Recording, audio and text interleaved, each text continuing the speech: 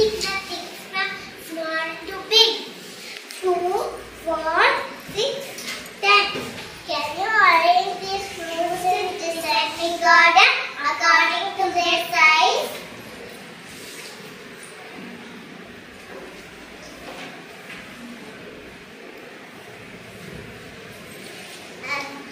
Very good. Ascending,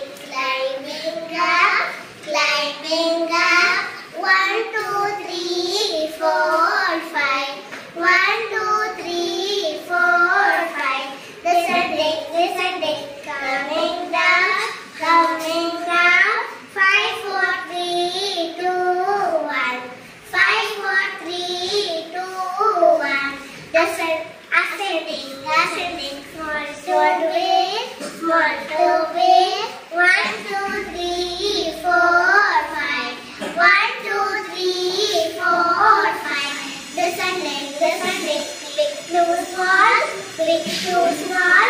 5, 4, 3, 2, 1. 5, 4, 3, 2, 1. Let us always follow in order in whatever we do in our life. Yes, it saves time when the place looks neat.